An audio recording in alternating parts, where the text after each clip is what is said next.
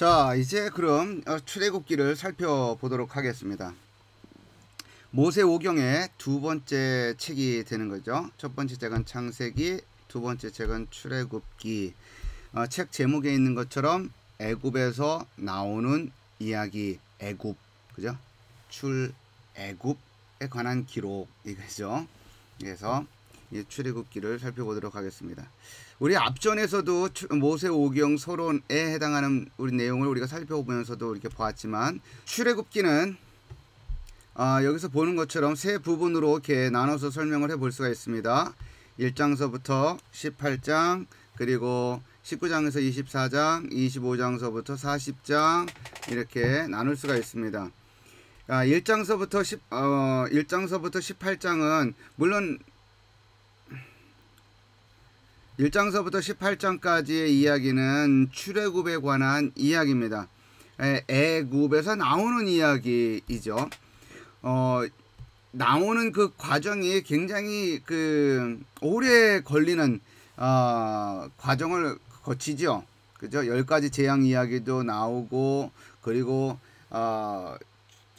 출애굽하는 과정 속에서 애국 군인들이 쫓아오고 홍해를 건너가는 이야기, 이런 내용들로 쭉 이어집니다. 그러나 단순하게 그와 같은 이야기만 있는 것이 아니라 그 앞부분에는 모세라고 하는 인물이 어떻게 출애굽하는 데 주역으로 등장을 했던 등장하는 모세가 어떻게 태어나고 성장했는지에 대한 이야기가 먼저 시작이 되죠.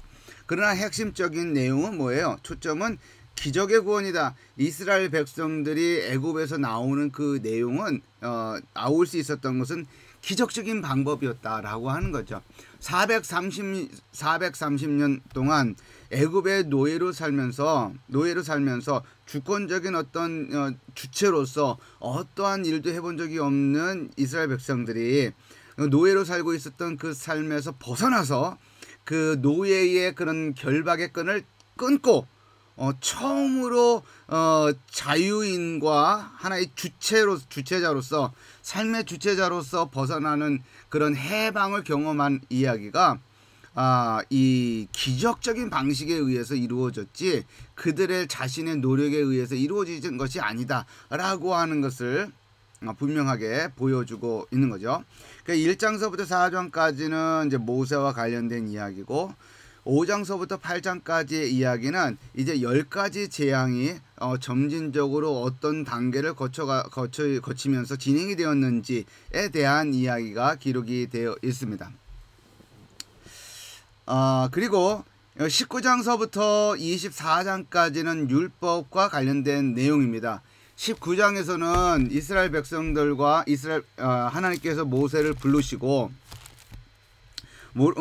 산으로 부르시고 말씀하시는 내용이 기록이 되어 있고, 20장에서는 십계명이 기록이 되어 있고, 21장, 22장, 23장 거기로 들어가게 되면 십계명 이외에 어떤 점에서는 십계명에 터하여 집행되어지는 형사법이라든지 민사법과 관련된 내용들이 기록이 되어 있다라고 우리가 볼 수가 있습니다. 그러니까 19장서부터 24장까지는 뭐에 관한 이야기? 율법에 관한 이야기. 그 다음에 25장서부터 40장까지는 무엇에 관한 이야기? 성막에 관한 이야기. 모세오경 서론에서 잠시 언급을 했지만, 출애굽기의 절반에 해당하는 내용은 무엇에 관한 내용이라 그랬어요? 성막에 관한 내용이다 라고 하는 것을 말씀을 드렸어요. 성막과 관련된 것은 제사와 관련된 내용이고, 따라서 현대적인 의미로서 우리가 이해를 해본다고 한다면 예배와 관련된 내용이다 라고 우리가 볼 수가 있는 것이죠. 1장서부터 4장까지는 모세, 5장서부터 8까지는 10가지 재앙 이야기고, 그 다음에 앞서서 살짝 언급했지만 출애굽기 19장 1절을 보게 되면, 여러분들 성경이 있으면 한번 보시기를 바랍니다. 19장 1절 거기에 보게 되면, 이스라엘 자손이 애굽 땅을 떠난 지 3개월이 되던 날, 3개월이 되던 날이라 됐어요. 그러니까 출애굽을 한 지 3개월이 되던 날 그들이 시내 광야에 이르니라. 그들이 르비딤을 떠나 시내 광야에 이르러 그 광야에 장막을 치되 이스라엘이 거기 산 앞에 장막을 치니라 라고 되어 있어요. 그러니까 이거는 시내산을 가리키는 것이다 라고 볼 수가 있는 것이죠. 그죠? 그러니까 출애굽한 지 3개월이 되던 때에 이제 하나님께서 모세를 이제 부르는 겁니다. 어디로? 시내산으로. 그죠? 시내산에서 율법 수요를 보여준다라고 되어 있어요. 그러니까 40장 출애굽기 40장 17절 거기에는 이제 성막이 다 맞춰진 때의 시기를 말해주고 있는데 언제가 되느냐? 출애굽기 40장 17절 둘째 해 첫째 달 곧 그달 초하루 그달 즉 둘째 달 첫 번째 날 성막을 세우니라 라고 되어 있어요. 그러면 여기 3개월인데다가 여기에 이제 그 둘째 해이기 때문에 둘째 첫째 달이기 때문에 뭐 거의 2년이라고 봐야죠. 2년 조금 못 되는 기간인 것이 되는 거죠. 2년.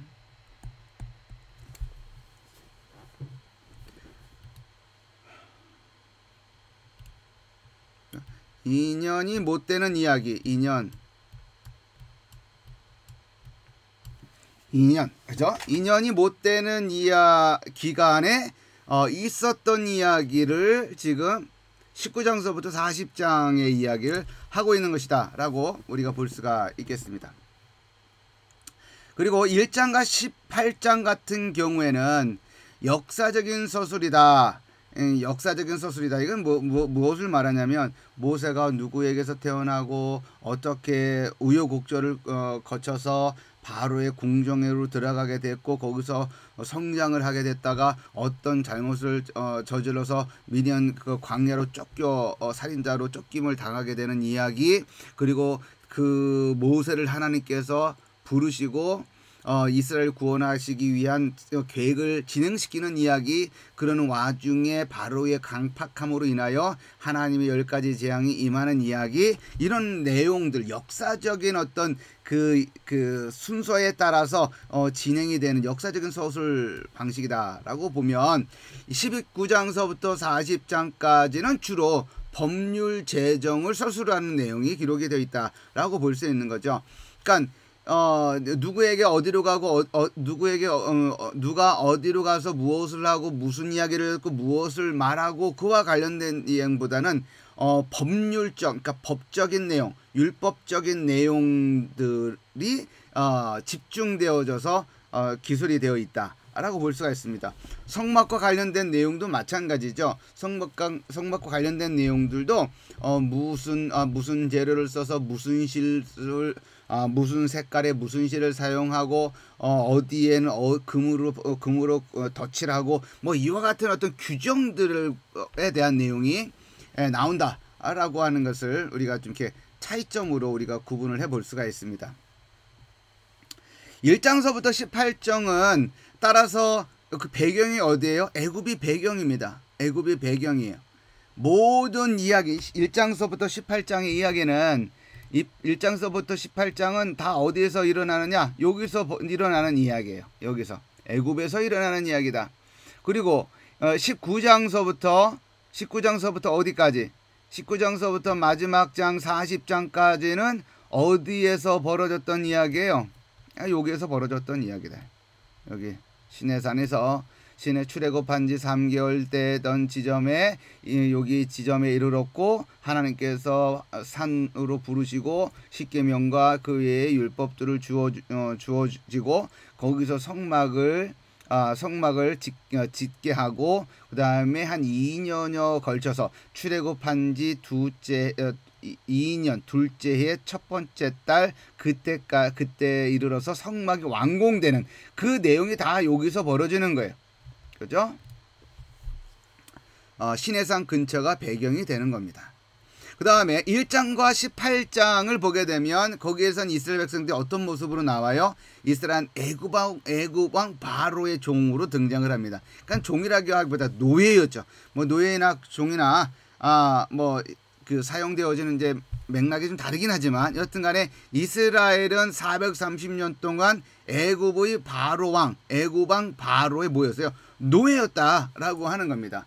그러나 19장으로 넘어가면서 이스라엘은 어떤 존재로 신분이 탈바꿈이 되느냐? 하나님의 종이 됩니다. 하나님의 종으로서 신분이 탈바꿈되어진다라고 하는 것. 그러니까 우리 같은 경우에도, 그러니까 에베소서에 보게 되면 어둠의 자식이었다가 예수 그리스도 안에 들어가는 순간 빛의 자녀가 되는 거예요. 어둠의 마귀의 종노릇하던 자가 예수 그리스도를 믿어 그 안에 들어가는 순간 우리는 누구의 종이 되느냐 하면 주 예수 그리스도 종이 되는 거예요. 사도 바울도 자기를 소개할 때 뭐라고 소개하는 거예요? 종이라고 소개하는 거예요. 그래서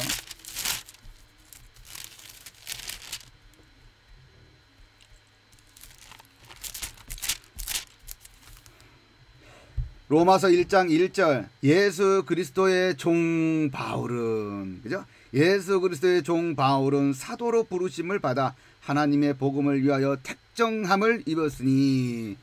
누구의 종이에요? 그리스도의 종이다. 이게 예전에는 이스라엘 백성들이 430년 동안 애굽왕 바로의 종으로서 모든 억압과 고통 가운데 있었지만 하나님의 모세의 중재로 말미암아 그들이 애굽에서 출애굽을 한 이후 광야로 들어가면서 이스라엘 백성들은 누구의 종이 되는 거예요? 하나님의 종이 되었다라고 하는 것. 출애굽기 19장 5절에서 6절을 보게 되면 이렇게 말씀이 되어 있어요. 세계가 다 내게 속하였나니 너희가 내 말을 잘 듣고 내 언약을 지키면 너희는 모든 민족 중에서 내 소유가 되겠고. 너희는 내 소유가 되는 거예요. 누구의 소유? 하나님의 소유. 나는 누구의 소유? 하나님의 소유. 누구에게 속한 자? 하나님에게 속한 자. 소유라고 하는 것은 소유가 되겠구라고 하는 말은 소속을 의미하는 거예요. 그죠? 하나님의 소유가 되겠다라고 하는 것은 하나님의 소속된 것을 말하는 거고, 너희가 내게 대하여 제사장 나라가 되며 거룩한 백성이 되리라. 너희는 이 말을 이스라엘 자손에게 전할지니라라고 되어 있습니다. 자, 이게 참 놀라운 사실이죠. 그죠? 이 노예의 신분으로 있다가 하나님의 기적적인 방식에 의해서 무슨 신분으로 되는 거? 하나님의 종의 신분으로 바뀌는 겁니다. 그죠? 예수 그리스도의 바깥에 있었을 때는 사단의 종로로 타던 자, 어둠의 자식으로 살던 자가 예수 그리스도를 믿음으로 말미암아 그리스도의 종이 되고 하나님의 빛의, 그리스도의 빛의 자녀가 된다라고 하는 신분 변화의 기적은 아주 기적적인 방법에 의해서 예수 그리스도의 십자가의 도를 통하여 십자가의 사건을 통한 자들에게 거저 주어지게 되는 기적. 이 방법이 서로 일맥상통하는 지점이 있다라고 하는 겁니다. 이스라엘이 어떻게 해방을 1장서부터 18장까지는 자세히 보면 이스라엘이 어떻게 해방을 얻게 되었는지를 보여줍니다. 그러니까 1장서부터 18장까지를 보게 되면 모세가 어떻게 해서 등장하게 되었는지, 그리고 어떤 인물로 커갔는지에 대한 이야기가 기록이 되어 있고, 보다 5장 이후로 이제 6장 본격적으로는 6장 7장서부터 이제 8장에 이르기까지 10가지 재앙의 종류가 등장을 하는데, 그 단계를 보면 하나님께서 이스라엘 백성들을 해방시키는데 어떤 방식을 통해서 구원해 주시고 계시는가에 대해 초점이 맞추어서 진행이 되고 있다라고 하는 것에 우리가 초점을 맞춘다고 한다면, 그러니까 철저하게 하나님의 은혜로 진행되었어요. 그죠? 하나님의 은혜. 그러니까 그 진행되어져 가는 과정 속에서 이스라엘 백성들이 노예로 430년 동안 있었던 이스라엘 백성들이 한 것이 무엇이 있어요? 그죠? 무엇이 있습니까? 그죠? 없어요. 그런데 그 이후에 시내산 근처에서는 19장서부터 이 40장까지의 내용은 무엇을 말하고 있냐면 시내산 근처에서 무슨 일이 있었는지에 대한 내용이 기록이 되어져 있다라고 하는 점에서 이 1장서부터 18장까지의 내용과 19장서부터 40장까지의 내용이 달라진다라고 우리가 볼 수가 있습니다. 자, 이런 그 출애굽기의 어떤 내용들을 이렇게 좀 개괄적으로 설명을 하면서 우리가 좀 몇 가지를 우리가 좀 이렇게 생각해 볼 지점들이 좀 있습니다. 그 뭐냐면 좀 흥미로운 지점 내용이긴 합니다만, 모세의 삶과, 즉 모세가 이스라엘 백성들에게 어떻게 등장하게 되었는지에 대한 이야기와 이스라엘 자체의 그 단체죠.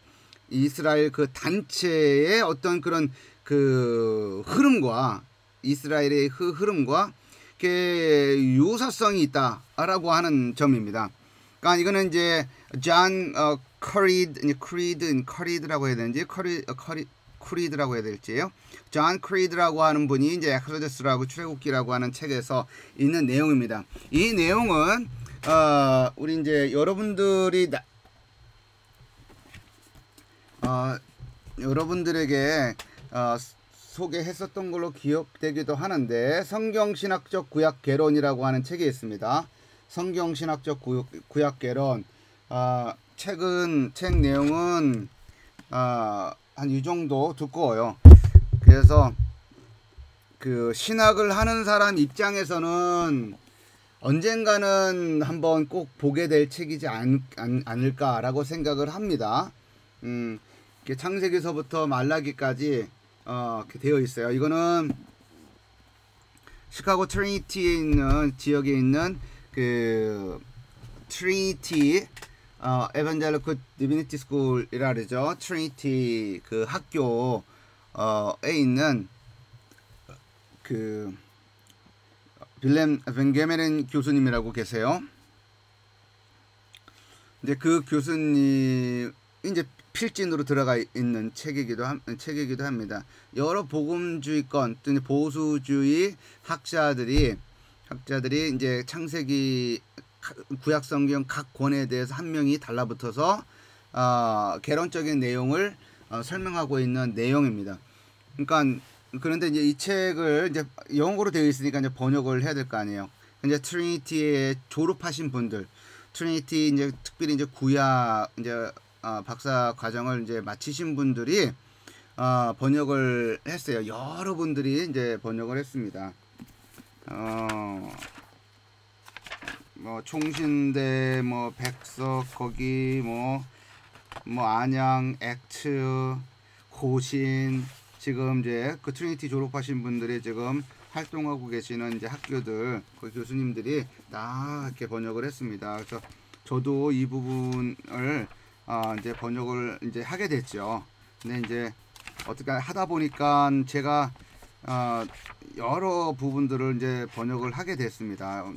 이제 어쩌다가 이제 그렇게 됐어요. 제가 번역을 한 부분이 뭐 어디더라? 예레미야 또 있고 하여튼 여러 권 번역을 했습니다. 그래서 여러분들 이 책을 보게 되면 이 내용도, 여기 있는 내용도 이제 그 책에 이 책에 이제 담겨져 있는 내용을 여러분들에게 이제 소개를 하는 겁니다.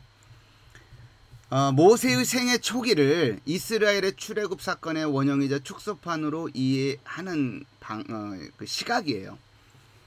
이제 이거를 이제 이 출애굽기를 이해하는 이제 한 방식 가운데 이제 한 부분을 여러분들에게 소개하는 겁니다. 출애굽기 2장 1절에서 2절을 보게 되면 모세는 애굽에서 노예 신분으로 태어났다. 그렇죠. 노예 출애굽, 이제 모세는 원래 태어나기를 왕궁에서 태어난 것이 아니라 노예 신분으로서 애굽에서 태어났죠.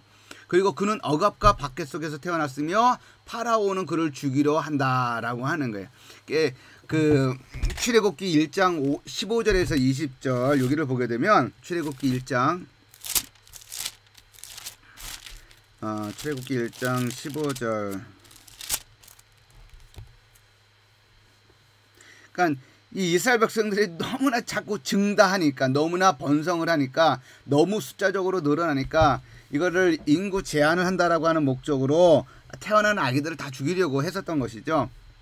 1장 15절에 보게 되면 애굽 왕이 히브리 선파 시푸라라 하는 사람과 부하라 하는 사람에게 말하여 이르되 너희는 히브리 여인을 위하여 해산을 도울 때 그 자리를 살펴서 아들이거든 그를 죽이고 딸이거든 살려두라. 예. 그러니까 아들이 태어나면 다 죽이는 거예요. 그죠? 이제 히브리인들 가운데서 아들이 태어나거든 다 죽이고 딸로 태어나면 살려두라 라고 하는 명령을 합니다. 그러니까 파라오는 모세를 이제 죽이려 이제 했다라고 하는 것이죠. 그런데 이스라엘 이제 그 공동체를 중심으로 해서 보면 출애굽기 1장 8절에서 22절을 보게 되면 이스라엘 민족이 애굽에서 노예들로 태어났다. 당연하죠. 이스라엘 노예로 태어났죠. 그들은 잔혹한 속박 속에서 살고 파라오는 남자 아기들을 죽이려 한다라고 하는 거예요. 그러니까 모세도 개인적으로 죽음의 위협을 받았었던 것이고 이스라엘도 히브리인들도 단체로 그죠? 전체적인 어떤 그런 시각에서 볼 때도 그들도 죽음의 위협을 통과했었다라고 하는 겁니다. 통과해야만 했다라고 하는 겁니다.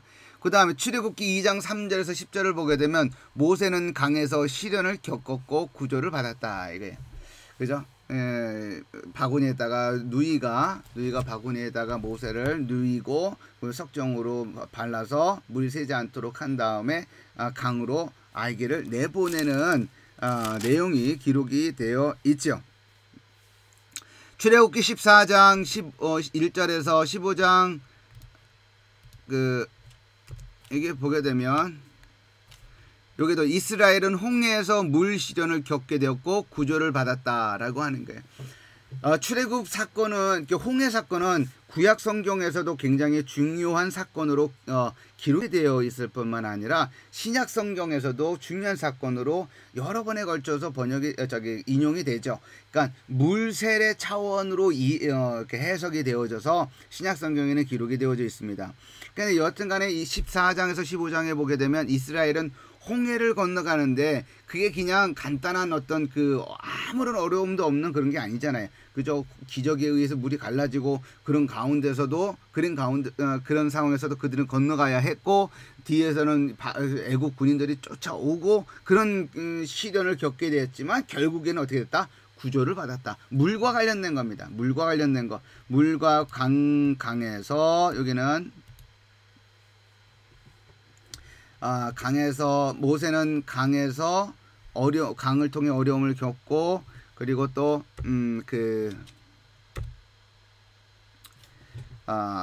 구조를 받았지만 이스라엘은 홍해라고 하는 이 물을 통해 어려움을 겪으면서도 구조를 받게 된 이야기가 된 것이죠. 출애굽기 2장 11절에서 22절에 보면 모세는 미디안 시내로 도망을 칩니다. 그러니까 살인을 저지르고 어찌면 자기 동족을 도와주려고 하다가 결국은 살인자로 몰려서 왕궁의 추적을 피해 살인자가 된 모세는 왕궁의 그런 추적을 피해서 미디안으로 도망가게 되지요. 그죠? 그거와 비슷하게 출애굽기 16장 서부터 18장을 보게 되면 이스라엘이 미디안 그런 시내로 도망가게 됩니다. 이게 도망친다라기보다는 도망친다라고 해도 사실은 이제 크게 틀린 말이 아닌 게 홍해를 건너가는 이야기가 14장에 기록이 되어 있습니다. 그죠? 그리고 나서 이제 15장 모세의 노래가 이제 출애굽하고 홍해를 건넌 직후에 이제 불렀던 근데 노래가 이제 기록이 되어 있는데 그리고 나서 이제 미디안 시내로 이제 도망치다 들어가게 되는 이야기가 기록이 되어 있는 것이죠. 자, 그리고 출애굽기 3장 1절에서 22절에 보게 되면 하나님이 시내산에서 모세에게 현연하시는 내용이 기록이 되어 있죠. 3장 1절에 보면 모세가 그의 장인 미디안 제사장 이드로의 양떼를 치더니 그때를 광야 서쪽으로 인도하여 하나님의 산 호렙의 이름에, 호렙은 시내의 산의 또 다른 이름으로 알려져 있습니다. 여호와의 사자가 떨기나무 가운데로부터 나오는 불꽃 안에서 그에게 나타나시니라. 그가 보니 떨기나무에 불이 붙었으나 그 떨기나무가 사라지지 아니하는지라. 이에 모세가 이르되 내가 돌이켜 가서 이 큰 광경을 보리라. 떨기나무가 어찌하여 타지 아니하는고 하니 그때에 여호와께서 그가 보려고 돌이켜 오는 것을 보신지라. 하나님이 떨기나무 가운데서 그를 불러 이르시되 모세야 모세야 하시매 그가 이르되 내가 여기 있나이다. 하나님이 이르시되 이리로 가까이 오지 말라. 너가 선 곳은 거룩한 땅이니 너 발에서 신을 벗으라 라고 되어 있습니다. 그러니까 출애굽기 3장 1절서부터 쭉 되어지는 내용은 하나님께서 모세에게 나타나서 말씀하시는 장면이다 라고 하는 거죠. 근데 출애굽기 19장서부터는 어떤 내용이에요? 출애굽 19장에서는 이스라엘 백성이 출애굽을 출애굽을 하고 나서 3개월 지나갔을 즈음에 하나님께서 모세에게 말씀을 하셔서 율법을 주어지는 내용이 기록이 되어 있잖아요. 그죠? 19장에는 어떻게 되어 있냐? 19장 1절에 이스라엘 자손이 애굽 땅을 떠난 지 3개월이 되던 날 출애굽한 지 3개월이 지났을 즈음에 그들이 시내 광야에 이르니라. 그들이 르비딤을 떠나 시내 광야에 이르러 그 광야에 장막을 치되 이스라엘이 거기 산 앞에 장막을 치니라. 모세가 하나님 앞에 올라가니 올라갔다라고 하는 것은 뭐예요? 그 앞에 있는 시내산을 말하는 거죠. 하나님께서 시내산에 하나님께서 시내산에 오른 이제 모세를 만나는 장면이에요. 거기서 이제 하나님께서 모세에게 말씀을 하시는 거죠. 여기서 하나님께서 출애굽 3장에서 하나님께서 모세에게 말씀하신 것처럼, 그죠? 개인에게 말씀하신 것처럼 이제 출애굽기 19장에서는 모세를 통하여 하나님께서 모세에게 말씀하셨지만 그 말씀은 결국 누구에게 말씀하시는 거예요? 이스라엘 전체를 두고서 말씀을 하신다라고 하는 것이다. 여기 이제 19장 40장 이제 38절까지의 내용은 이스라엘은 불충실하게 반응을 하지만, 그러니까 주어지는 그 말씀에 불충실하게 반응을 하지만 결국 하나님은 신실하시다라고 하는 내용이 전개된다라고 하는 거죠. 이것처럼 모세의 개인의 어떤 그런 그 성장기의 어떠한 모습, 성장기에 나타난 어떤 특징적인 모습과 이스라엘 전체, 즉 단체가 그 진행되어지는 그 과정 속에서 찾아보게 되는 어떤 특징들과 유사한 지점들이 있다라고 하는 것이죠. 자, 우리가 또 이렇게 하나 언급을 해볼 필요가 있는 것은 어떤 거가 있냐면 이 내용입니다. 제1출애굽과 제2출애굽이라는 내용이에요. 제1출애굽은 지금 우리가 이제 공부하고 있는 출애굽기 1장서부터 40장까지의 이야기죠. 그죠? 출애굽기 1장서부터 40장까지의 내용이 바로 이제 출애굽 이야기입니다. 그런 제1출애굽이에요. 모세에 의해서 해방된 사건이 다뤄지고 있는 그 내용을 제1출애굽이라 그래요. 근데 제2출애굽은 여러분이 나중에 이제 신학과 관련된 내용들을 읽을 때 아니면 굳이 전문적인 서적이 아니더라도 제2출애굽이라고 하는 말이 나옵니다. 근데 그 제2출애굽이라고 하는 말은 어떤 내용이냐면 이스라엘 백성들이 바벨론에 주전 586년 남쪽 유다가 바벨론에 의해서 멸망을 당하고 바벨론의 포로로 끌려가게 되는데, 바벨론의 포로로 끌려 있다가 주전 538년 바사의 고레스의 칙령, 즉 예루살렘으로 고향으로 돌아가서 성전을 짓고 마음껏 예배를 드려도 좋다라고 하는 칙령이 내려지면서 포로로 있던 그 유다 백성들이 예루살렘으로 돌아오게 됩니다. 그 돌아온 그것을 제2출애굽이라고 그래요. 그러니까 방향성만 놓고서 본다면 이렇게 되는 거죠. 자, 방향성만 놓고 보면 이래요. 자, 이스라엘 백성들이 이 애굽에서 출애굽을 해서 이쪽으로 이제 내려온 거잖아요. 그죠? 이렇게 노령이 제1출애굽이라고 부르는 거고, 그리고 주전 586년 남쪽 유다가 바벨론에 의해서 멸망당하고 상당히 많은 사람들이 죽임을 당한 이후에 일부가 어디로 포로로 끌려가게 되냐면 이 바벨론으로 포로로 끌려가게 됩니다. 예. 그게 이제 586년이에요. 그런데 한 50여 년이 지난 즈음에 바벨론을 집어삼켰던 제국이 페르시아인데 성경 용어로는 바사인데, 바사의 첫 번째 왕이 칙령을 내리죠. 그걸 고레스 칙령이라고 그럽니다. 고레스 칙령에 의하면 따르면 이스라엘 백성들은 바벨론에 포로로 끌려온 유다인들 중에 예루살렘으로 돌아가서 거기서 성전을 다시 짓고 예배를 마음껏 드리고 싶은 사람은 마음껏 돌아가도 좋다라고 하는 칙령이 내려지게 되죠. 그 칙령에 근거해서 일부 사람들, 바벨론에 포로로 끌려 있었던 모든 사람들이 온 것이 아니라 일부 사람들이 어디로 돌아온 거예요? 예루살렘으로 다시 돌아온 것. 이것을 제2 출애굽이라고 부른다라고 하는 겁니다. 그 사이에 일종의 유사성이 발견이 된다라고 하는 거예요. 어떤 유사성이냐? 이스라엘이 애굽에서 해방되었다라고 한다면 출애굽은 바벨론에서 해방이 되었다라고 하는 거예요. 뭐 차이가 있죠. 미세한 차이는 있죠. 이스라엘이 애굽에서 해방될 때 이거는 전체가 다 동물까지도 다 이렇게 왔다고 한다면, 제2 출애굽 같은 경우에는 이스라엘이 바벨론에서 예루살렘으로 돌아올 때 다 온 것이 아닙니다. 일부 사람들만 돌아왔어요. 두 번째는 출애굽 후 번제단을 세우고 아침 저녁으로, 즉 조석으로 아침 저녁으로 예배를 드렸다라고 되어 있습니다. 출애굽 29장 38에 39절을 보게 되면 제사장들이 주축이 되어져서 번제단을 드리는 게 아침 저녁으로 계속 번제를 드리는 거예요. 그런데 출애굽 제2 출애굽 바벨론에서 예루살렘으로 돌아온 그 사람들도 번제단을 세우고 뭐를 했다? 아침 저녁으로 예물을 드렸다, 그러니까 번제를 드렸다라고 하는 것이 에스라 3장 2절 3절에 기록이 되어 있습니다. 또 다른 유사점, 출애굽 후에 초막절과 장막절을 지켰습니다. 그것이 레위기 23장 42절 43절에 기록이 되어 있어요. 그런데 제2 출애굽인 바벨론에서 예루살렘으로 귀환한 사람들도 초막절 곧 장막절을 지켰다라고 기록이 되어 있어요. 이 점도 굉장히 유사하다.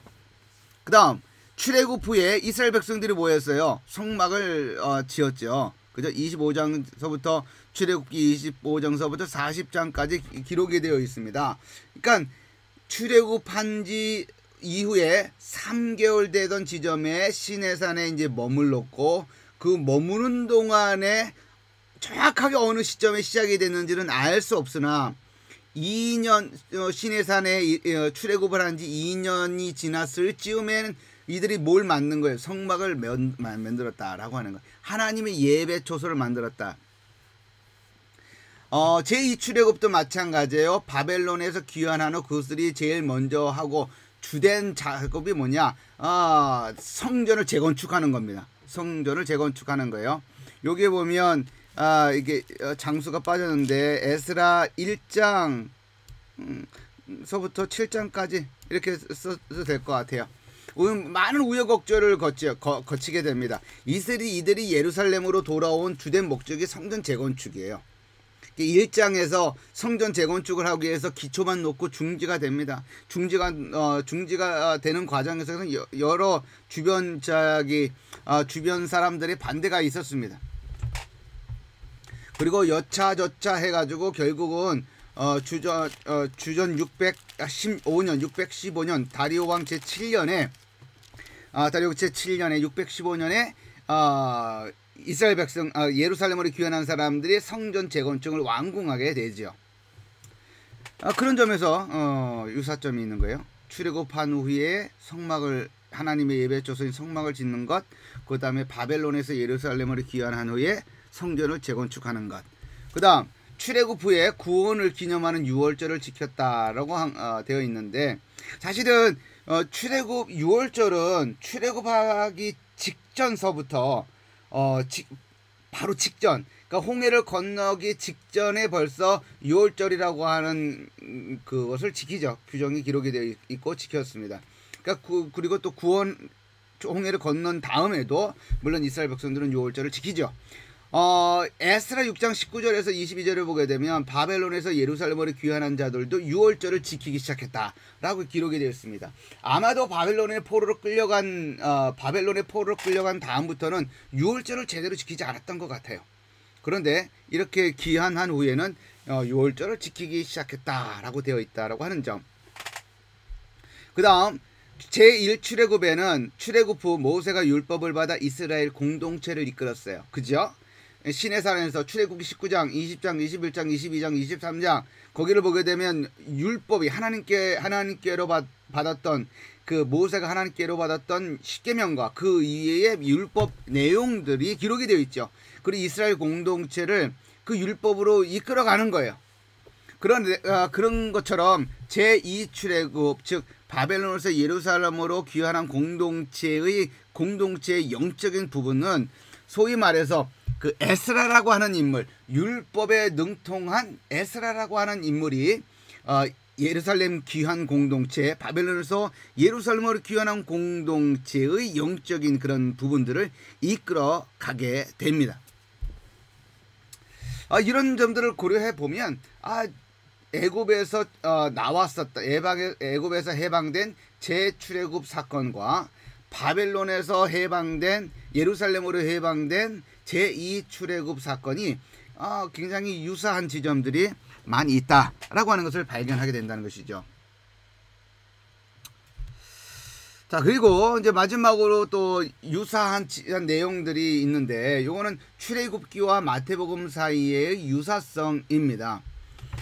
출애굽기 전체의 어떤 내용들하고 근데 마태복음에 나와 있는 어떤 부분들하고는 비슷하다라고 하는 것이죠. 출애굽기가 족보로 시작했다고 한 것처럼 마태복음도 족보로 시작했다라고 하는 점. 그 다음에 구원자의 탄생, 이스라엘의 구원자, 즉 모세가 탄생한 내용이 기록이 되어 있다고 한다면 온 인류의 구원자 되시는 예수 그리스도의 탄생 이야기가 마태복음에 기록이 되어 있습니다. 출애굽기에 파라오가 이스라엘을 박해하는 내용이 나오지요. 430년 동안 애굽의 바로는 이스라엘 백성들을 아주 억압하고 박해하는데 출애굽하기 직전까지도 강팍해져 가지고 계속 괴롭히는 이야기가 기록이 되어 있습니다. 그런 것처럼 마태복음에는 헤롯이라고 하는 인물이 유대인을 압박하고 압제하는 내용이 기록이 되어 있죠. 출애굽기에는 모세가 애굽에서 도피하는 모세가 애굽에서 도피하는 이 내용이 나오는데 마태복음에도 그래요. 그러니까 헤롯의 어떤 죽음의 죽음의 작전이죠. 그 당시에 2살 이하로 태어난 남자아이들은 다 죽여라라고 하는 그런 헤롯이 그런 명령을 내리게 되는데 그 명령을 피하기 위해서 잠시 애굽으로 도피하는 내용이 기록이 되어 있습니다. 출애굽기에는 파라오가 남자아이들을 다 죽이려고 했었다라고 하는 내용이 기록이 되어 있는데 그것처럼 헤롯이 남자아이들을 다 죽이려고 했었다라고 하는 내용이 기록이 되어 있습니다. 마태복음에는. 그 다음에 출애굽기에는 이스라엘이 홍해를 건너는 이야기가 기록이 되어 있죠. 기적과 같은 방식입니다. 그런데 마태복음에는 예수님이 세례를 받는 내용이 기록이 되어 있습니다. 구약에서는 이스라엘 백성들이 홍해를 건너는 홍해라고 하는 이 거대한 물을 건너가는 이야기가 기록이 되어 있다고 한다면 마태복음에는 예수님께서 물로 세례를 받았다는 내용이 나오는 거죠. 그리고 앞서서 언급했던 것처럼 구약에서 홍해 사건은 신약에서 세례로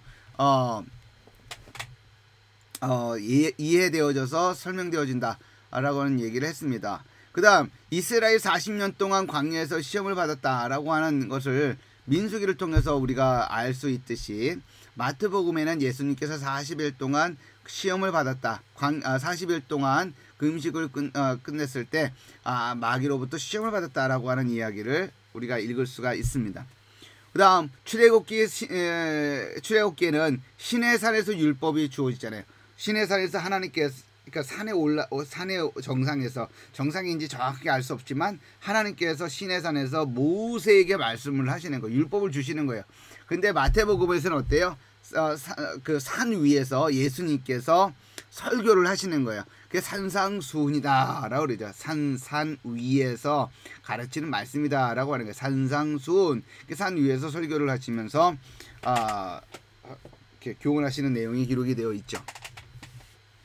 자, 이 출애굽기의 내용은 이런 점에서 그 마태복음하고 유사하고, 그 다음에 제1 출애굽의 이야기는 제2 출애굽의 이야기, 즉 에스라 수르바벨과 예수아를 필두로 해서 바벨론에서 예루살렘으로 돌아온 사람들의 어떤 그런 이야기와 유사한 점들이 있다.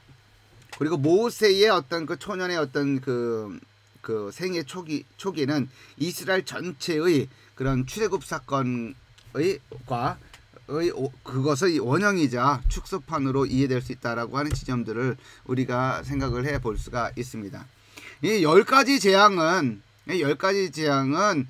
핵심은 이거 하나입니다. 그러니까 10가지 재앙에 등장하는 여러 가지 뭐 개구리 메뚜기 피해 재앙, 이 모든 것들은 당대 애굽에서 신으로 섬기는 것들이었던 것이거든요. 이제 그러한 것들에 대해서 하나님께서 하나하나 그 진압하고, 그 다음에 그것들을 이렇게 통치하는 모습으로 하나님이 등장하고 있다라고 하는 점에서 참된 신이 누구냐라고 하는 점을 보여주고 있는 내용이 바로 이 부분의 내용이 되겠다라고 볼 수가 있습니다.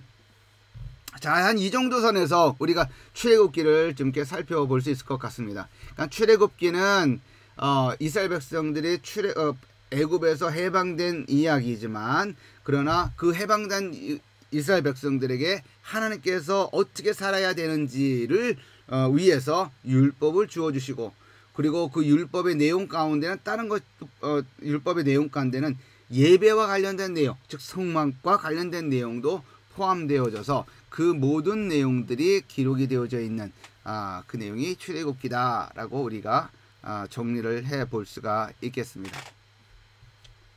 자, 오늘 강의는 이렇게 모세오경의 서론, 그 다음에 창세기, 그 다음에 출애굽기, 이렇게 순서로 진행을 해 보았습니다. 긴 시간이었을 텐데 강의 듣느라고 고생을 많이 했습니다. 요 내용들을 개인적으로 잘 좀 정리를 해 두어서 나중에라도 좀 더 성경을 좀 깊이 읽어 나갈 때 초석이 될 수 있는 그런 정보가 될 수 있었으면 좋겠습니다. 자, 긴 시간 강의 듣느라고 고생을 했습니다. 다음 주에 볼 수 있도록 하겠습니다.